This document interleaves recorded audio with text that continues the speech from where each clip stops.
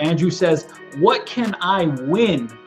Andrew, Oh, there's a lot to win here. Maybe I'll let you go ahead and jump right back in there, Pavel. What can Andrew win?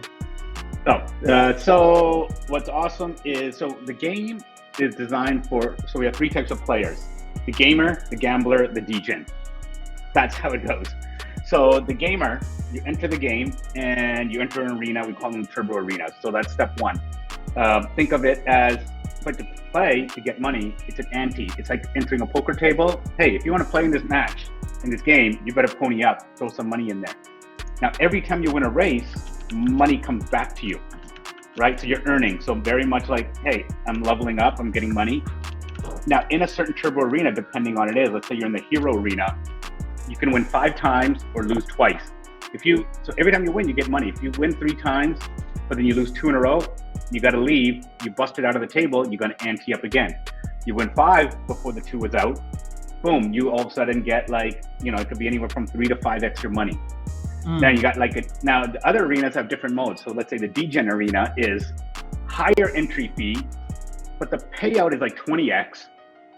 But you can only lose, if you lose once, you're out. Like, that's it. You got to win all 5 in a row. The stakes are super high. You gotta really be a pro. Yeah. Not a pro, but you gotta be risk averse at that point, right? You're putting it all on the line. 5 games. Yeah, but you win, even if you win 1, you're getting money back, right? You don't have to win all 5. Is just when you max out. So Right. That's step 1. So now step 2 is, there's betting pools. So if you're a gambler, let's say Zyrek and Willis are playing, and I'm not a gamer. I'm like, screw it. This thing's fun. I can load up my phone. I can bet on these guys. I bet on that to win money.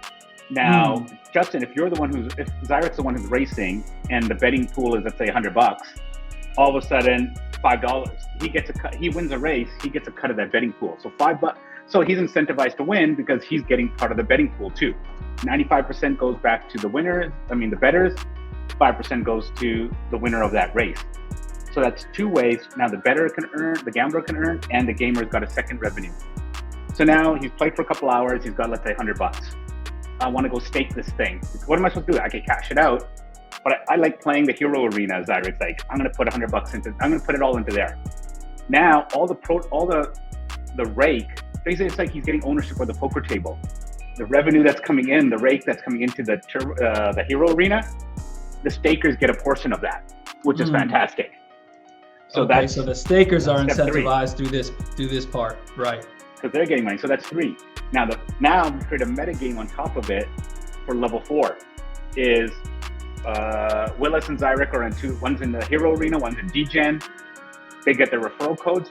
They're both competing to get Justin, or to get you to play. But they don't just want you to play Mixed Mob. They want you to play in the arena that they stake in, because that's where they get money from. So we turn our stakers into our getting customer acquisition. Got you. So there's actual incentive for them to go out and onboard new players into the specific arena that they have to stake in. Interesting.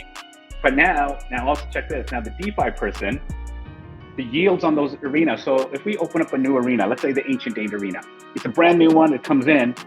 It's not gonna have that many players. Player liquidity. So for us to drive new players there, we're like, you know what? Dynamically adjust the yield so the Ancient Arena pays out a higher yield to the stakers. So they're incentivized to come play and stake in there. So all the arenas are then competing against each other, because then the other ones will lower their yield. The Ancient Age, the brand new one, will be higher, and it'll bring in more players until there's equilibrium. But if you're a DeFi person, a new one's coming up or whatever, you're going to try to front run, get in there, do whatever you can to maximize the yield before the next one. So instead of DeFi, basically you turn your racing into farming pools. But you create a competition. Exactly. So that's the whole model of the gaming aspect, the wagering aspect, winning money aspect, and then the DeFi aspect.